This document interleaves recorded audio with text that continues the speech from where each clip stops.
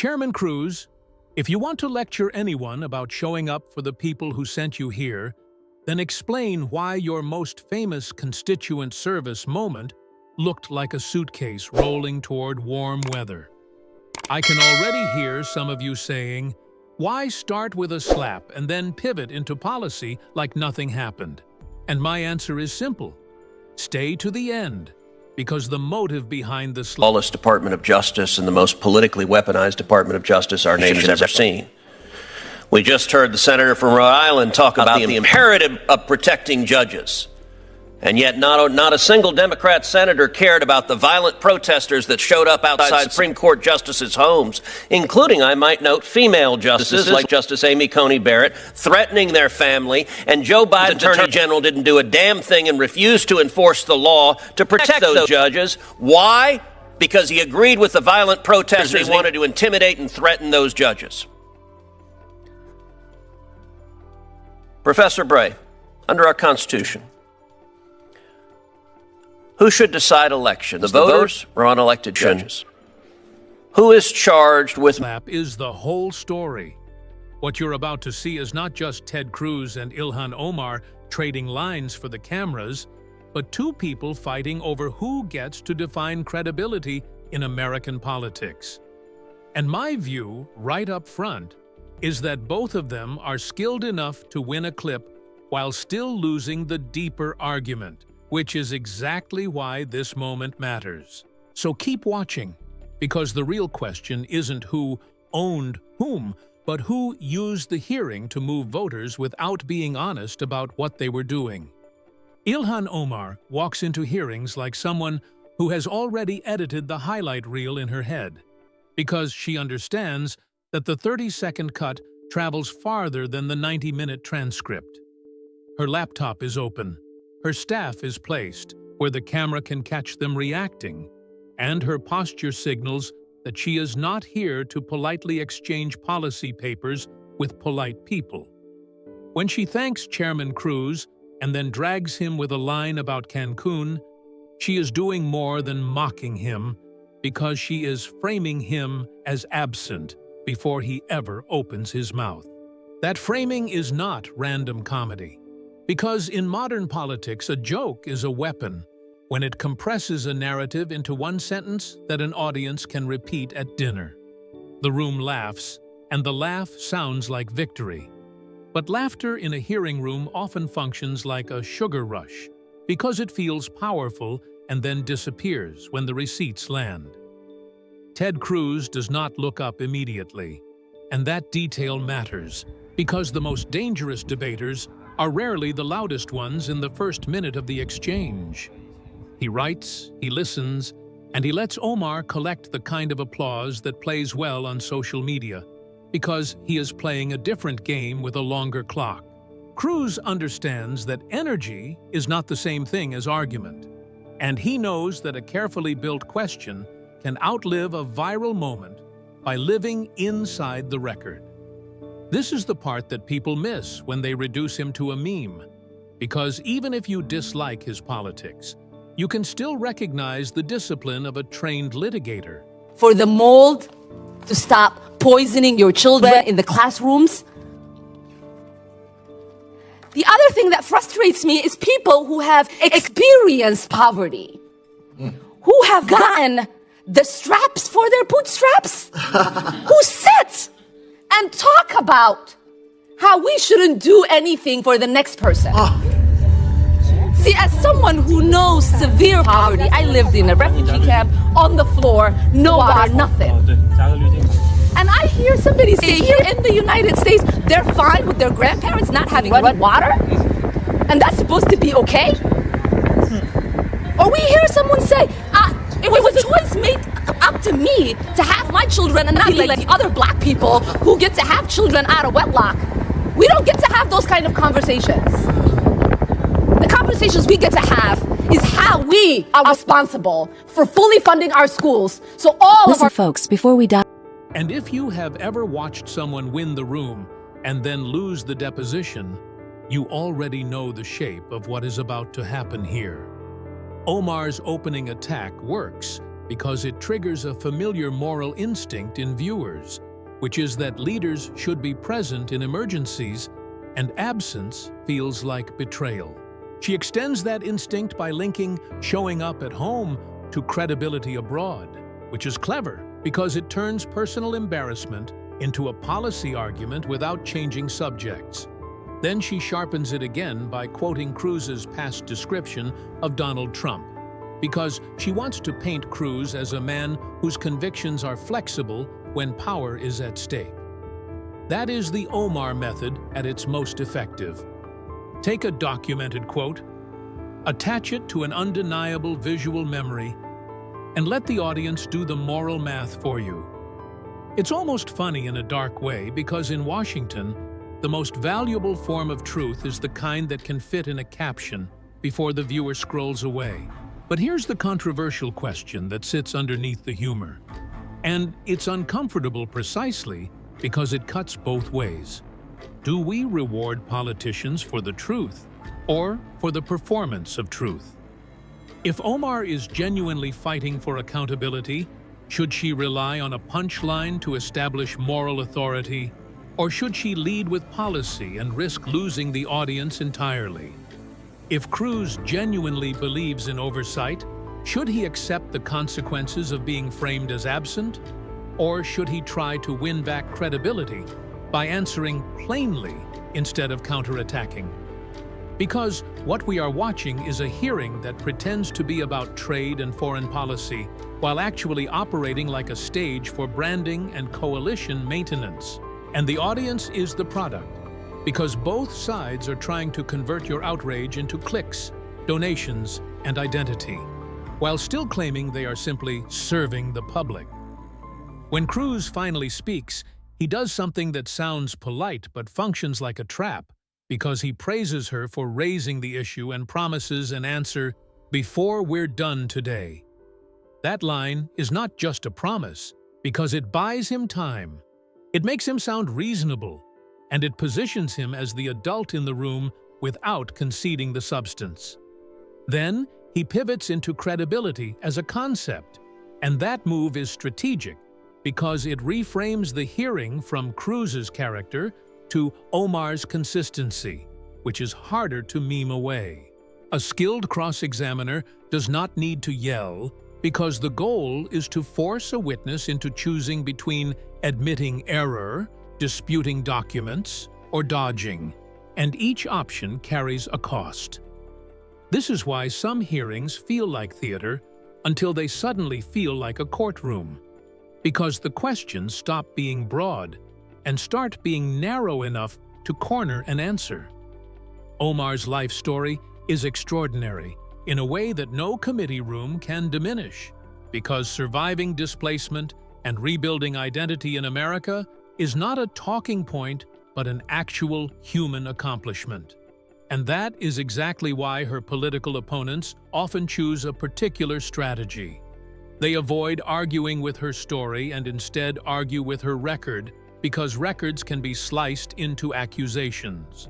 Cruz, with his background in debate and legal precision, knows that if he can make the record feel inconsistent, then the story begins to wobble in the minds of persuadable viewers. Omar, with her talent for narrative and camera presence, knows that if she can make Cruz feel morally unserious, then his precision looks like coldness rather than competence. So the clash becomes less about policy and more about who gets to own the moral high ground, which is the most valuable real estate in modern political persuasion. Here's what I think, and I'm saying it plainly, because pretending neutrality is its own kind of manipulation. Omar's opening shot is effective, but it also invites a response that can be more damaging than the original joke.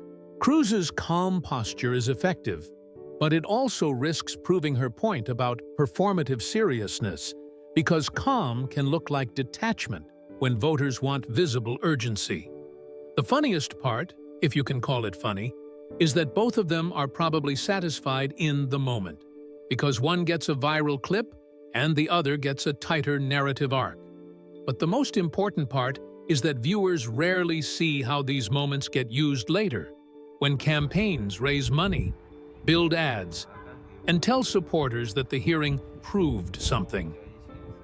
So ask yourself, as you watch this unfold, whether you're being shown a debate or whether you're being recruited into a side. If you want the next stretch, where the exchange turns from a viral jab into a credibility fight that can reshape how people see both Ted Cruz and Ilhan Omar, then stay with me and keep watching. Hit like if you think hearings should produce answers, not just clips, because the algorithm only amplifies what audiences reward with attention. Subscribe now if you want the full breakdown, because the deeper motive behind each line becomes obvious only when you follow the thread all the way to the end. Drop a comment with one clear judgment, because I genuinely want to know where you stand. Was Omar holding Cruz accountable, or was she simply building content? Share this with one person who only watches highlights, because highlights are how politicians win the day, while full context is how voters keep their power. If you think this fight between Ted Cruz and Ilhan Omar is just another cable news food fight, then you're missing the larger game. Because both of them walked into that hearing knowing exactly how it would be consumed and exactly how it would be monetized. And before anyone accuses me of taking sides, let me be clear about something right now. This is not about defending Cruz or defending Omar.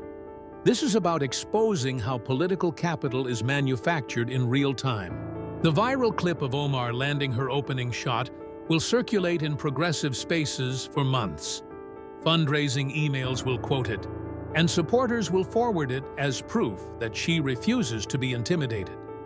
The transcript of Cruz's cross-examination will circulate in conservative and institutional circles, cited in op-eds and policy forums as proof that precision beats performance when the room goes quiet.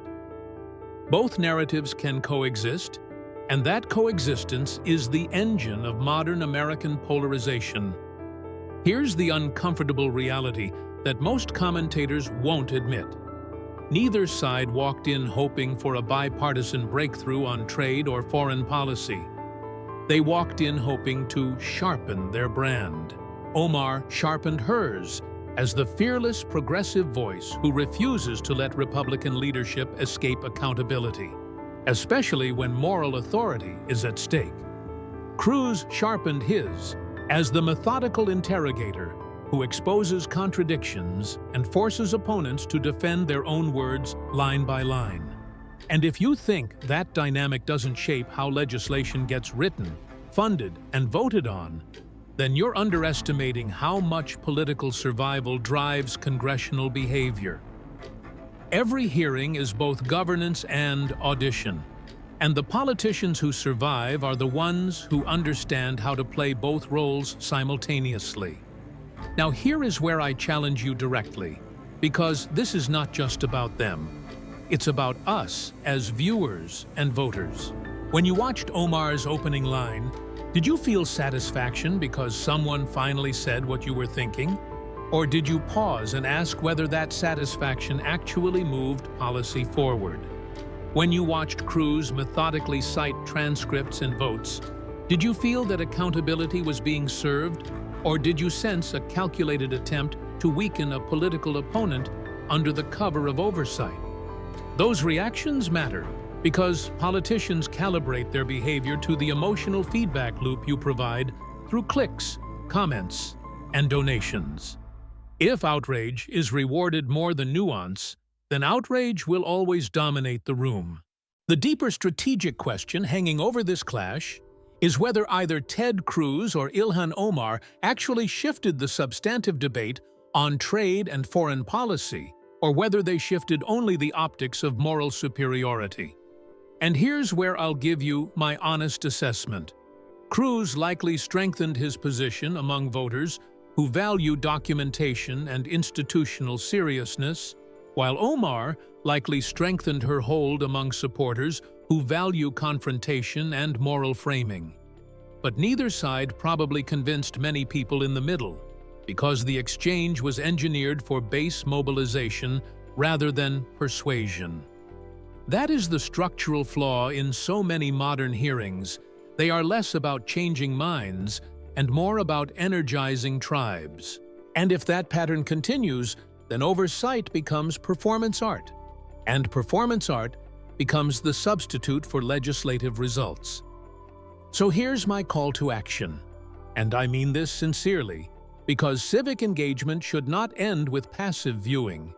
If you believe hearings should be about clarity rather than clips, demand it from the politicians you support, not just the ones you oppose.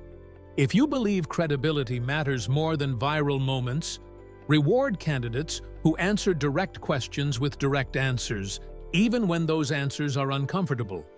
If you believe confrontation is necessary to expose hypocrisy, then also hold your own side accountable when the confrontation slides into branding instead of substance.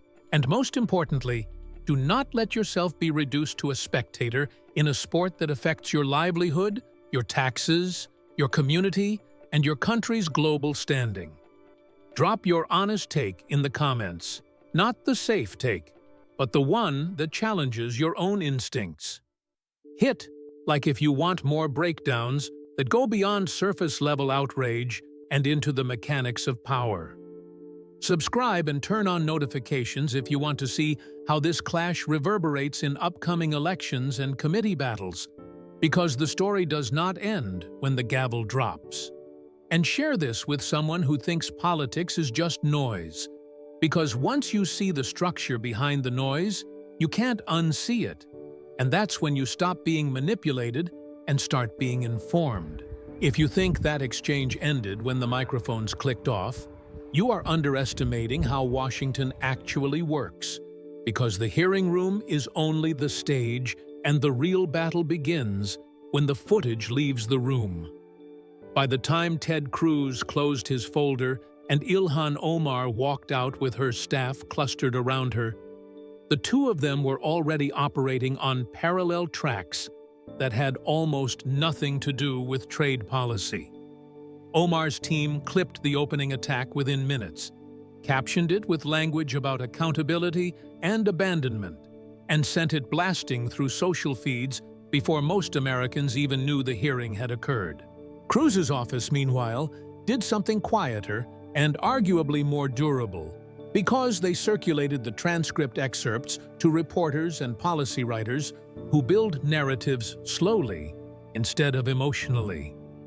And that divergence in strategy tells you everything about how each of them views power in this moment of American politics.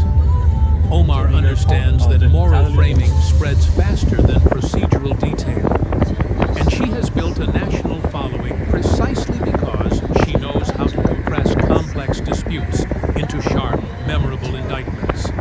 Her supporters do not need a line-by-line breakdown of Senate procedure to feel validated.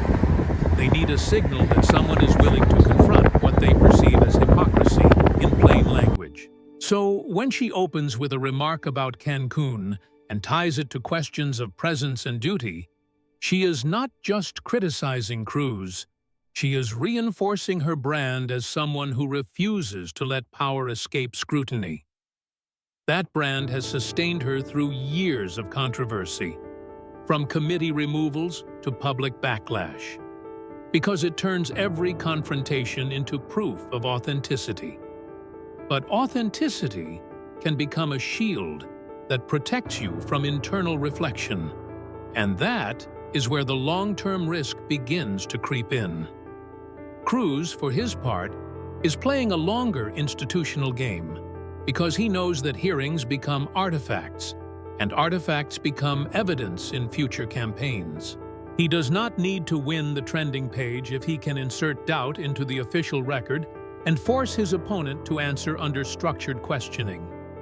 The questions he asks are designed not merely to embarrass, but to create tension between narrative and documentation. And tension is fertile ground for political repositioning.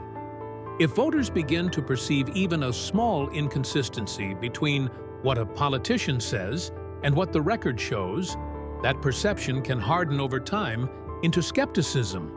And skepticism, once seeded, rarely requires daily reinforcement to survive.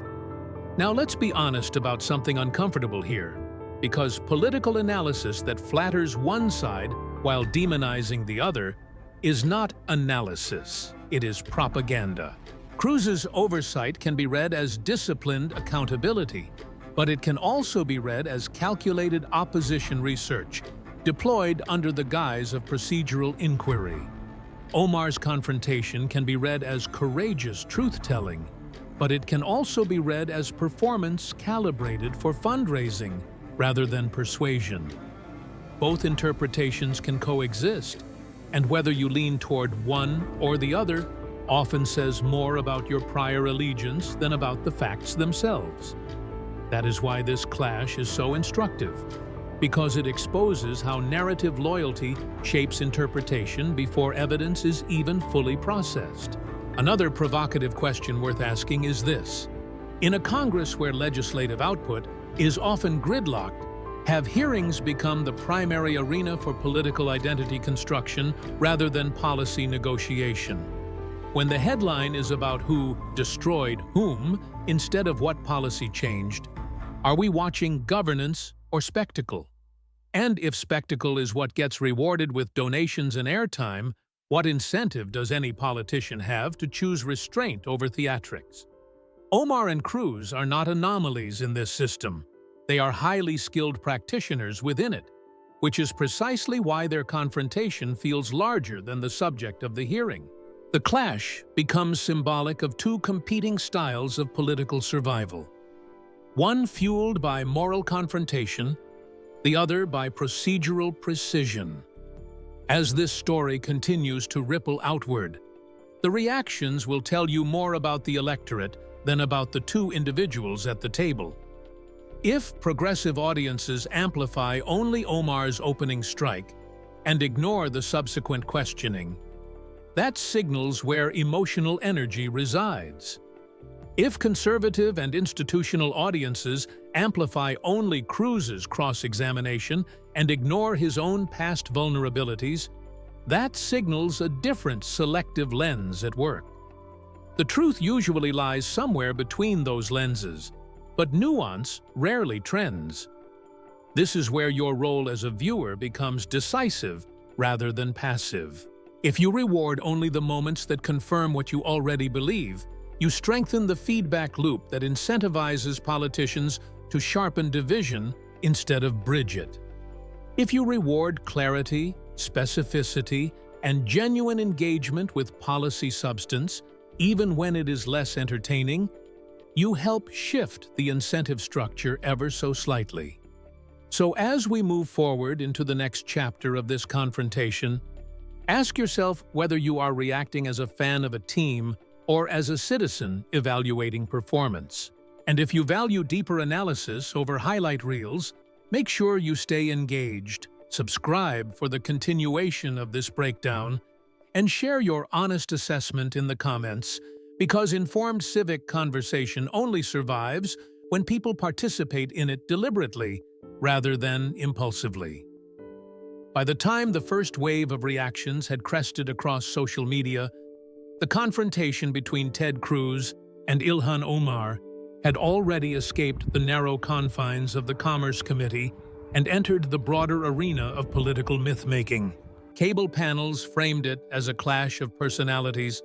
Progressive outlets emphasized Omar's sharp opening strike, and conservative commentators praised Cruz's methodical questioning, but very few stopped to analyze what the exchange revealed about institutional power. Because what happened in that room was not just rhetorical sparring, it was a demonstration of how two very different models of influence operate inside the same system. Omar's model relies on moral momentum, on the ability to compress injustice into language that feels immediate and emotionally resonant.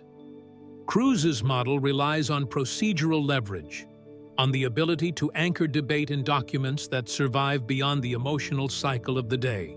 When those two models collide, the outcome is not decided in real time, but in the weeks that follow, when voters absorb and reinterpret what they saw.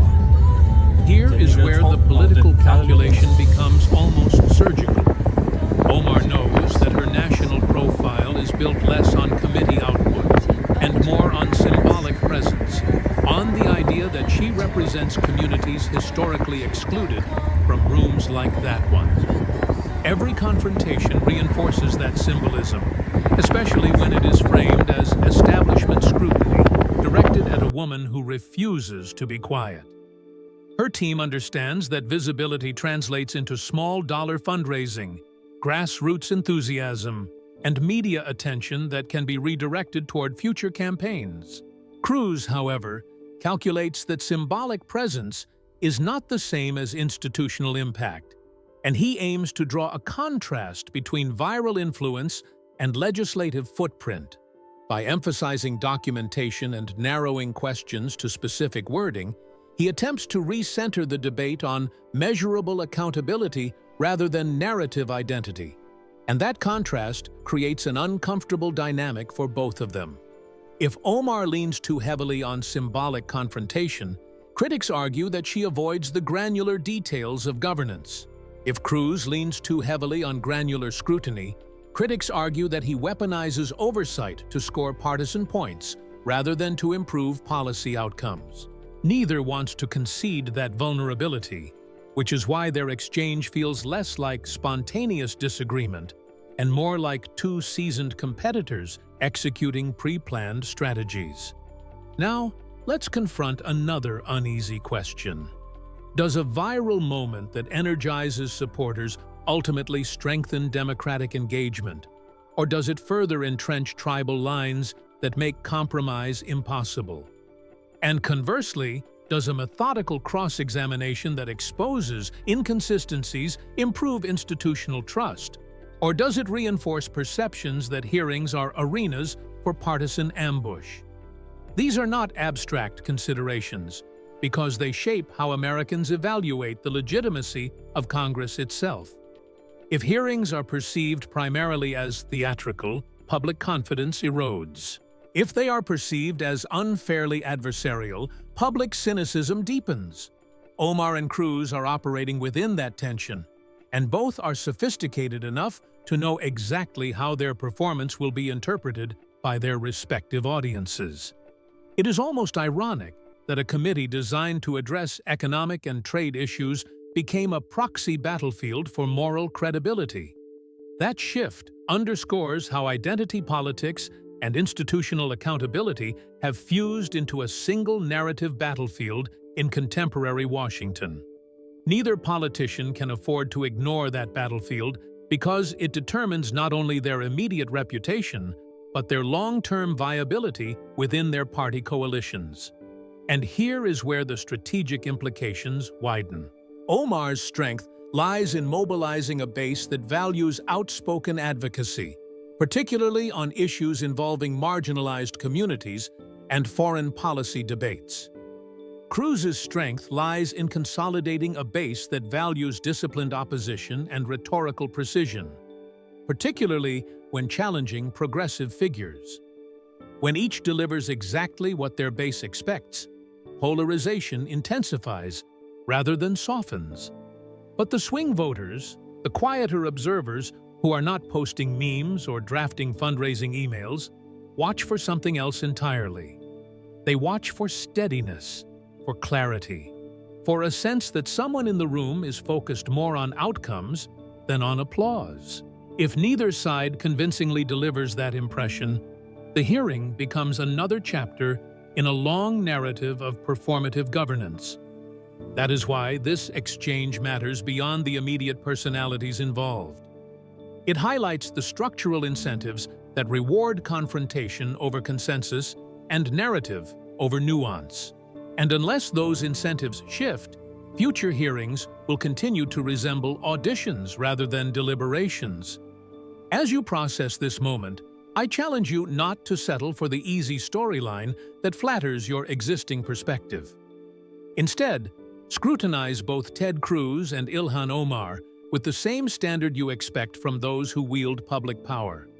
Ask whether the confrontation advanced policy understanding or merely sharpened political identities. And if you want to follow how this clash influences upcoming committee dynamics and electoral calculations, stay connected, subscribe for the next breakdown, and share your unfiltered assessment below. Because democratic accountability depends on citizens who analyze rather than merely react. As the dust settled and the clips continued circulating in their respective echo chambers, the real consequences of that confrontation between Ted Cruz and Ilhan Omar began unfolding far from the Senate dais and far from the applause or silence inside that room. Because what ultimately matters in moments like this is not who scored the sharper line, but how the exchange recalibrates power within each of their coalitions and within the broader institutional framework of Congress. Omar's immediate base saw strength, defiance, and moral clarity, and that perception translated quickly into reinforcement through donations, supportive commentary, and renewed visibility in progressive media spaces. Cruz's supporters saw discipline, control, and prosecutorial focus, and that perception translated into praise from conservative outlets that value rhetorical precision over rhetorical heat. But politics is rarely decided by the applause of the already convinced, and the quiet recalculations happen in the middle ground where neither side can afford complacency. One of the most overlooked dynamics in high-profile hearings is how they influence intra-party positioning rather than cross-party persuasion. For Omar, the exchange reinforces her role as a national progressive figure, but it also intensifies scrutiny within her own party about measurable legislative outcomes. For Cruz, the exchange reinforces his status as a reliable interrogator of progressive figures, but it also reopens lingering questions about his own record of executive alignment and tactical flexibility. Neither politician exists in isolation. Each is embedded in a web of primary voters, donors, colleagues, and potential challengers who interpret these moments as signals about viability. And in a system where primary elections often determine political survival, those signals matter as much as public approval numbers. Now let's examine the structural lesson embedded in this episode, because it reveals something larger than the two personalities involved. Modern congressional hearings have become hybrid events, part governance mechanism and part narrative battleground. And politicians who fail to recognize that duality quickly fall behind. Omar has mastered the narrative side of that equation, often converting scrutiny into symbolic capital that strengthens her national profile. Cruz has mastered the procedural side, often converting narrative attacks into opportunities to frame opponents within tightly constructed lines of questioning. When those two skill sets collide, the immediate spectacle can overshadow the longer-term recalibration happening beneath the surface. Here's the critical tension that experts and voters alike must grapple with. Does this style of political engagement ultimately strengthen accountability, or does it entrench adversarial theatrics at the expense of collaborative policymaking? If hearings become primarily arenas for branding, then the incentive to craft bipartisan solutions diminishes, because conflict generates more visibility than compromise. If oversight becomes indistinguishable from opposition research, then trust in institutional motives erodes, even when the questions asked are substantively valid. This is not a problem unique to either Cruz or Omar. It is an incentive structure problem embedded in the modern political ecosystem. And yet, individual choices still matter, because leaders can decide whether to escalate tension or to pivot towards substantive resolution after the cameras stop rolling. In the aftermath of this clash, both senators face strategic crossroads. Omar must decide whether to double down on national symbolism or to redirect attention toward demonstrable district-level achievements that solidify her institutional record. Cruz must decide whether to continue leveraging procedural precision as a partisan tool or to channel it into bipartisan credibility that extends beyond ideological allies. Their next moves will reveal whether the hearing was merely a spectacle or a turning point. For voters observing from outside Washington, the takeaway should not be reduced to who appeared sharper in a single exchange. Instead, the focus should shift to what tangible policy developments follow, because rhetoric without legislative consequence is ultimately self-contained. If the confrontation leads to clearer trade oversight, improved foreign policy deliberation, or more transparent accountability mechanisms, then it will have served a constructive purpose. If it leads only to intensified factional narratives and more fundraising emails, then it will join a long list of performative episodes that changed optics without altering outcomes. So as we approach the conclusion of this breakdown, consider your own role in the cycle. Are you amplifying the elements that entertain you, or the elements that inform you? Are you holding both Ted Cruz and Ilhan Omar to consistent standards, or only the one whose politics differ from yours? And most importantly, are you evaluating them based on results or rhetoric? Because in a political environment saturated with spectacle, informed citizenship requires deliberate analysis rather than reflexive reaction. Stay engaged, keep questioning, and demand more than surface-level confrontation from the people who represent you. Because accountability is not a one-sided weapon, but a shared civic responsibility. And now we arrive at the part most people skip, because it's less satisfying than a knockout line and less dramatic than a tense silence. But it is the only part that actually determines who wins in the long run. What happens after the cameras leave is where the real measure of Ted Cruz and Ilhan Omar begins to show. Because governance is not scored by viral moments, but by accumulation. Omar will continue to command attention, and attention is not a trivial currency in modern politics because it shapes media coverage, mobilizes donors, and signals relevance within a crowded national conversation. Cruz will continue to refine his prosecutorial persona because disciplined questioning allows him to project seriousness in a political era that often feels unserious. But here is the strategic truth that neither side will say out loud. Attention without institutional leverage fades, and leverage without public resonance calcifies. If Omar wants to convert symbolic power into lasting influence, she will have to demonstrate outcomes that cannot be dismissed as branding exercises. If Cruz wants to convert procedural victories into broader credibility, he will have to show that his scrutiny produces constructive reform rather than simply partisan advantage. And this is where the electorate becomes the final referee, not in the comment section of a viral clip, but in the ballot box and in sustained civic pressure.